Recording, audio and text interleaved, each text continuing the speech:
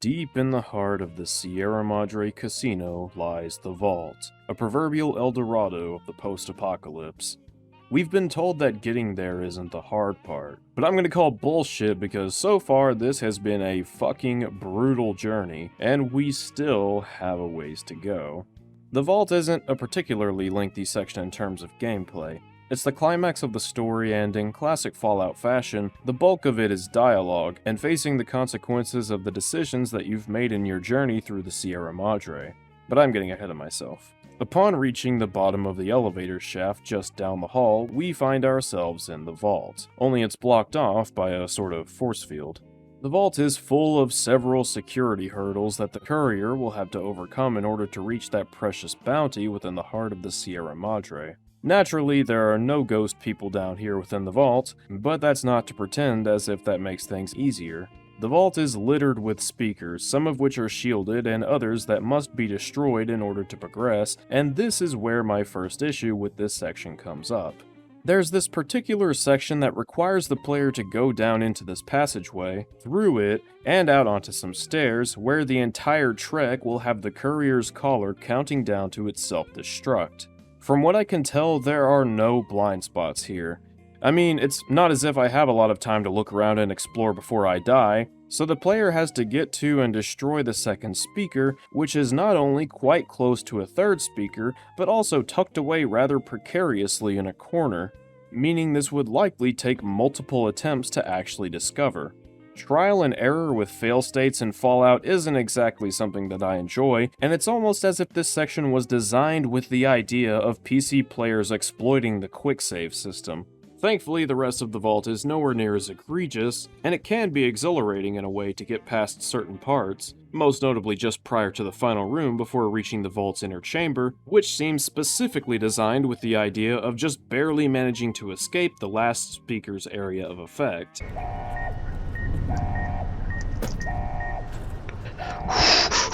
Check out this agility! Oh, Mirror's Edge ain't got shit. Oh my. Oh no. The final section of the Vault prior to entering the chamber is a room pathed by 3 security holograms. In order to proceed, the player is going to need to deactivate the force field using a terminal, which is closely guarded by all 3 of these holograms. This makes it imperative to destroy the 3 security holograms so that the terminal can be safely accessed. There's also a terminal within one of the structures within the room that deactivates the alarm system, meaning that the collar's self-detonation will no longer be an issue. At least, not for a little while. The room is constructed so that the player has multiple paths they can take upon entry. The hologram on the left side doesn't cover as much ground, however the path itself doesn't allow much in terms of options for traversal. The right side has 2 smaller rooms that could make for great cover, however they're further away, meaning the holograms are more likely to be attacking by the time the player manages to get there. The panels that project these holograms are thankfully not too difficult to spot, they just take a bit of investigation to come across. They do, however, have very high skill checks required to deactivate them manually. This means that without having a properly spec'd courier, the player might have to simply resort to destroying the panels. As I mentioned before, this means making the other holograms in the area immediately hostile, which really complicates matters when trying to dismantle the other devices. This is a great example of being rewarded for how you've spec'd your character that I think New Vegas does a really good job at. Couriers with high sneak, or even just survivability, will fare well in being able to destroy the devices once they've figured out their locations. Couriers that have spec'd into more technical trees will be able to simply dash straight from one device to another and deactivate them with ease. The player also needs to be careful with how they navigate this section though, as there is a death pit that can very easily be fallen into. It's a pretty solid final section leading into the climax of this story. The finale of Dead Money sees the player coming across one of the greatest loot stashes probably within the history of this franchise. On the table to the right, along with 17 bundles of pre-war money and some Sierra Madre chips, are 36 gold bars with another one over on the desk by the terminal that's used to talk with Father Elijah. The value of these gold bars is so immense that they are the 4th most valuable item in the game, meaning that 37 of these things will have the courier set for life. However, the burden of greed bears down heavily, even upon the strongest of men. Each gold bar weighs 35 pounds, Multiply that by 37 and you have a whopping 1,295 pounds. That's more than a goddamn polar bear. This means that a courier with the maximum possible carry weight through normal means will only be able to carry a total of 10 bars without being over-encumbered. This means that anyone looking to carry all 37 gold bars out of the Sierra Madre will have a very hard time escaping. On top of the literal mountain of gold loot is a locker with loads of Sierra Madre armor, police revolvers, LMGs, basically every item of value that could be found in the Sierra Madre barring the snow globe.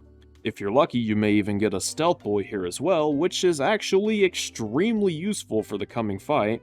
So yeah, this treasure room certainly lives up to its title. I think it's really cool that they made it so absurdly difficult to escape with this massive bounty of loot. It ties well back into the themes of the difficulty of letting go that are so prevalent in the story. However, I do have one very particular problem. Well, okay, actually a couple. The devil's in the details, and the details of the gold bar, frankly, make no sense. The in-game model of the gold bar has an imprint saying that it weighs 10 ounces. Now, I'm no mathematician, but I'm pretty sure 35 pounds is a great deal heavier than 10 ounces. In fact, it's about 51 times heavier.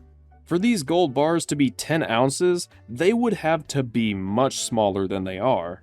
Second, the most commonly traded large gold bars are around 400 ounces, and those gold bars are noticeably larger than those we see in-game. I know that Frederick Sinclair was basically Elon Musk levels of rich, and the dude had vending machines that could literally manipulate matter, but I'm a bit confused as to why these small gold bars that are said to weigh 10 ounces actually weigh 35 pounds.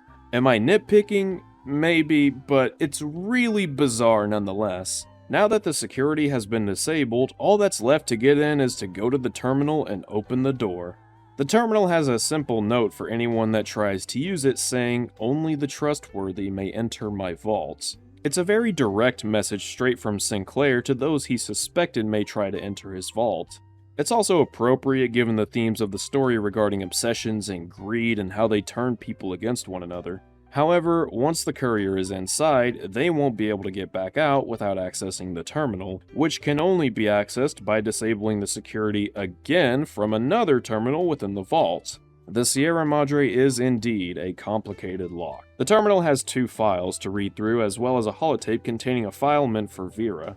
The first file that can be accessed is a note to Vera from Sinclair, telling her that he understood why she was in the position that Dean put her in, and that he still loves her, promising her that the vault can keep her safe should she ever need it. He also warns her not to access the next file, Sinclair's personal accounts, as it's a trap meant for Dean Domino that will seal the vault forever, killing him. Shit, could you imagine waiting 200 years only to be cucked at the point of entry by a dead man? Get fucked, Dean. The courier can actually access the file, triggering an ending that talks about how the courier could not escape the Sierra Madre and how eventually a hologram resembling them appeared within the casino. I'm honestly not sure if this is funny or just disturbing. Anyways, upon exiting the terminal, we're contacted by Father Elijah, and now that they've got the time to talk, even Elijah is feeling that things have been way too constrained between himself and the courier, given the circumstances. Elijah reveals a great deal of information throughout this conversation, including anything the player might have missed up to this point, such as his backstory, how the courier got here, and where he has been all this time. As it turns out, Elijah's previous captives actually managed to get as far as the casino, but once they were inside, they turned on one another, leaving Elijah trapped inside. The connection to the callers was too distant, so he was unable to communicate with anyone until the courier arrived with their Pip-Boy, a device Elijah could easily connect to given his history of hacking them. The arrival of the courier was a hand-given miracle for Elijah. It's kind of funny too, because Elijah will shoot on the courier for relying on their Pip-Boy to get things done when it was his very own that made this whole heist possible. Speaking of which, it's high time Elijah revealed what he is plotting to do with the Sierra Madre. As it turns out, Elijah plans to use the technology of the Sierra Madre to begin again, building his own nation so that he can wipe out the Mojave Wasteland. Using the holograms, he can build an unstoppable army. Using the Cloud and the Sierra Madre, he can establish an impenetrable fortress. With the vending machines, he'll never have to worry about supplies and rations ever again. He claims he could even build a nation from it all using the chips as currency. While possible, it's clear at this point that Elijah is a complete and utter psychopath, and allowing him to commit a mass genocide on the Mojave accomplishes nothing. All he is bitter against the NCR and Brotherhood for taking away his chance to use Helios 1 to establish control over the Mojave. However, perhaps one of you disagrees and have decided to side with Elijah. Perhaps you too hate the NCR and would love to see them wiped out. There's another secret ending, one that allows you to side with Elijah, provided you've learned of him from Veronica, and are also unfriendly with NCR. In this ending, Elijah and the Courier succeed in wiping out the Mojave. It's simultaneously dark as hell and really cool to see. Having two secret endings is already just badass, but having one where the player can become so maliciously evil is so entertaining. Unfortunately, this ending forces the player back to their last save, as it would take a complete conversion of the base game that accounts for every decision the player has and hasn't made up to this point. Considering how rushed out this DLC was, we'll talk about that later, I won't knock Obsidian for not letting the player continue after this ending. However, I do want to praise the modding community for their incredible conversion mod that allows the player to continue after this ending. The Epilogue of Dead Money takes place in the midst of the Cloud's arrival at the Mojave Wasteland, so it isn't set after the ending slideshow, but the mod itself is so impressive and I respect the hell out of its creators. I'll be sure to include a link in the description.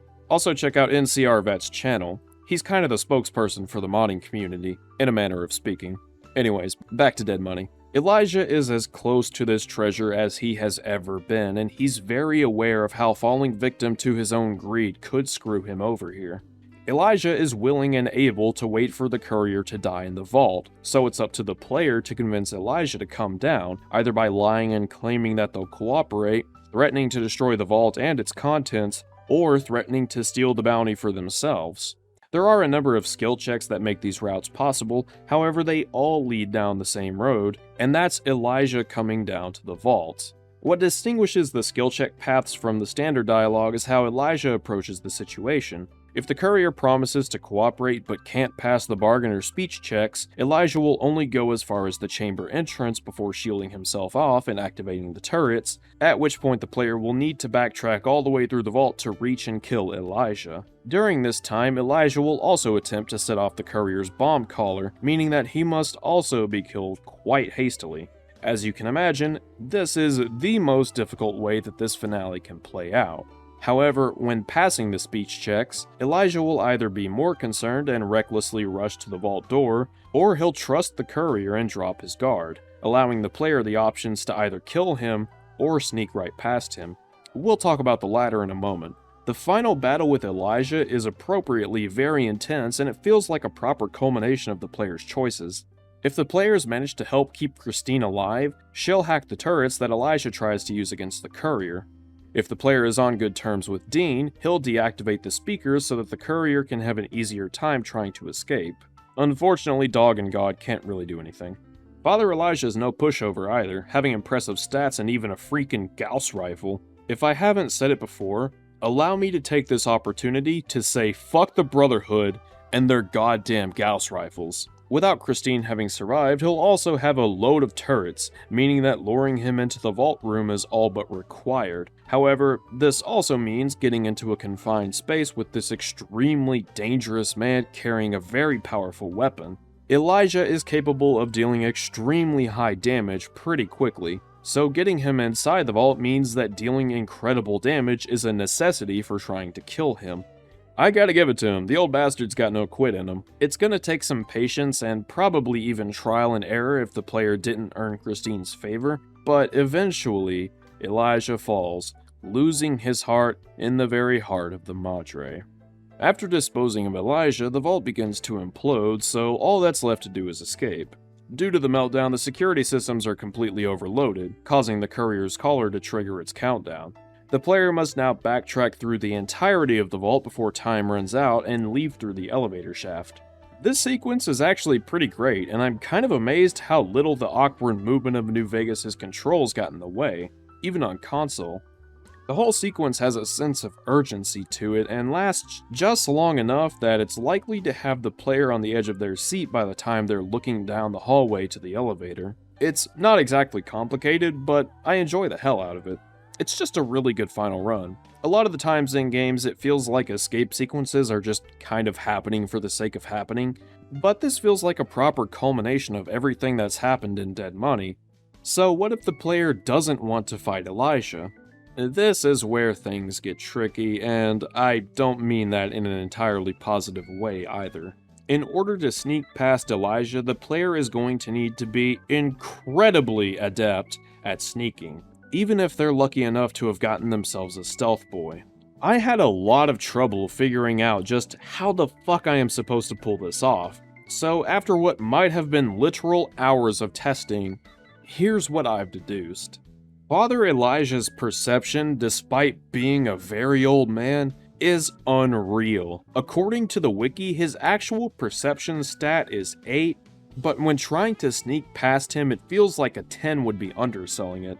The man will detect you with even the slightest bump against a wall and immediately initiate the security lockdown if he does. Here's the thing.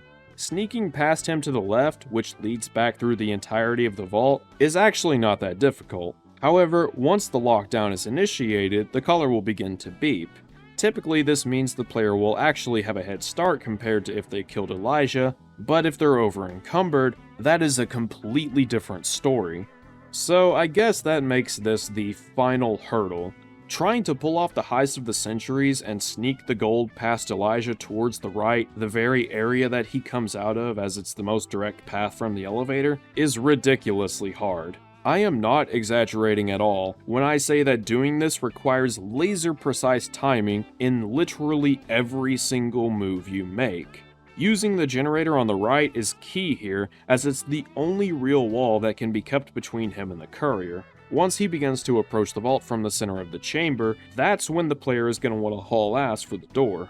If the player is over-encumbered, they'll cross the entryway just before the force field is able to go off. One strategy I have seen people use is to drop every gold bar at once, meaning the lot will be compiled into a single item, which can then be carried very easily. There's a major risk to this, however, as a single quick camera movement can leave the gold bar dropping, either down the chasm or against the surface, which Elijah will definitely notice.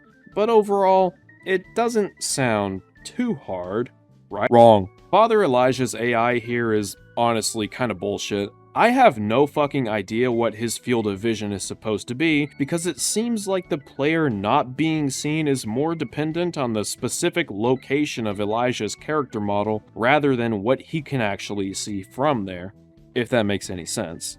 The old bastard could be looking in the complete opposite direction, but if the game decides that he detects you, there's literally nothing you can do about it, and he'll activate the force field. Stealth boys don't even seem to make the slightest bit of difference here, which is just baffling.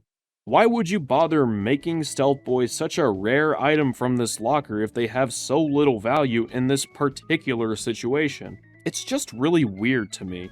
But regardless of how you choose to handle Elijah, this is where our adventure in the Sierra Madre comes to a close. Thanks to the destruction of the vault caused by the security systems overloading, the casino is no longer hermetically sealed, so the courier and all of their surviving companions are free to let go. Upon leaving the casino, the player can actually explore the villa to their heart's content and do anything they may have forgotten about, which I really like.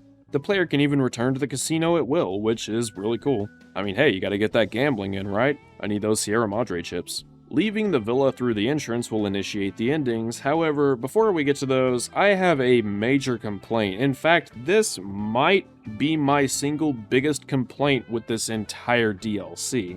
Remember the radio transmissions and how you could use them to listen in on other characters, including Elijah? Well, originally there was going to be one last transmission from his Pip-Boy. Here's what it would have been. Now, come on. You open up. Open the vault. I can make it worth your while. Think about what you're throwing away. I have other weapons, other technology I can share with you. In the Big Empty, I know the way there. I know some of its secrets. If the callers were a mistake. I see that now. Why would I kill you? After all you've done, after all we've done together. Are you listening to me? Everything down here, I swear, so much you could see. You could rule the wastes with what's down here. Make your own army, reshape the world. And if others disagree, put collars on them. I can show you how. Don't you leave me here. You can't do this to me. It's getting dark in here. Machine's losing power. No, I still have Pip-Boy light. Maybe. No, look, it doesn't work. Where's the door? Can't find the door. Come. Been in worse situations. Find a way out. Somehow. Then find that courier. Maybe Veronica. No. She thinks I'm dead. Must be someone. Maybe that other courier. One with a flag on his back. Maybe. No. Said he'd never come to the Sierra Madre. No way out. Can't end like this. You. I know you can hear me. When you die, courier, I'll be waiting. Your grave's going to look just like this vault. When you die, I'll be waiting here. The Sierra Madre. Waiting.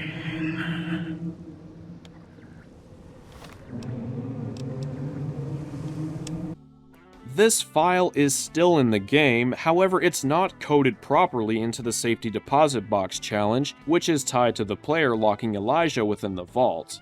The only way to access it now is by using console commands to trigger it, and let me tell you, that really fucking sucks, because this is an excellent piece of audio that provides a great closure for this particular ending. Without this transmission, all we know for sure is that we left Elijah behind.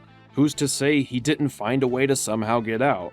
I mean, it doesn't make sense that he could, but you never know until you know. I'm not normally one to complain about cut content, especially in a massive game like Fallout where there's just bound to be lots of cut content, but when it's a significant piece of an ending that is literally already in the game, what a crying shame. The safety deposit box ending is so good, and thematically it's so appropriate that I think there is an honest argument to be made that it is the canonical ending. So to sour it by leaving out this transmission really sucks. You think they would have just patched it? I mean, it's literally already an audio file in the game, but that never happened. And it's safe to say that it never will. What's worse is that Elijah's signal will remain on the player's Pip-Boy indefinitely, and it will only ever play the stuff that he says when the player is in the Sierra Madre prior to entering the casino. So not only does this screw with the ending of Dead Money, it carries over into a permanent reminder of it for the remainder of the game.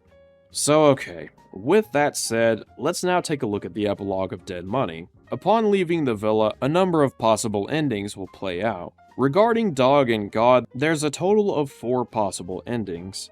Dog's death is a sort of bittersweet ending that describes Dog as dying hungry and alone with the voice of God screaming in fury, but apparently the two personalities come to find a sort of solace in their dying moments, and in a way it's kinda really nice.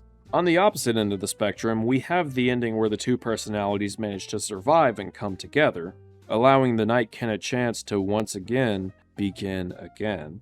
He remembers the courier upon hearing word of the great battle at the Divide, simultaneously giving closure to this story and setting up future events. It's even said that the new Nightkin wished the courier safe passage from the Divide, which is really sweet. Then we have God's ending where Dog dies off and God assumes control of the Nightkin. After tending to his wounds, he heads out west looking for more of his kind and telling of the courier that saved him. It's a surprisingly good ending, and I appreciate the development of God's character as not being quite as malicious as he originally came off. In the end, all God wanted was control over his life and the freedom to leave the Sierra Madre. Though I do think it's worth noting that perhaps letting a psychopathic, intelligent super mutant on the loose might not exactly result in a net positive. However, on the opposite end of the spectrum is Dog's ending. As it turns out, Dog is just a feral monster that carves a path of violence across the wasteland. I get that this is a really abused phrase, but I really appreciate the subversion of expectations with these characters. Initially, there's sort of a pity for Dog and a disdain for God that the game does a great job at establishing.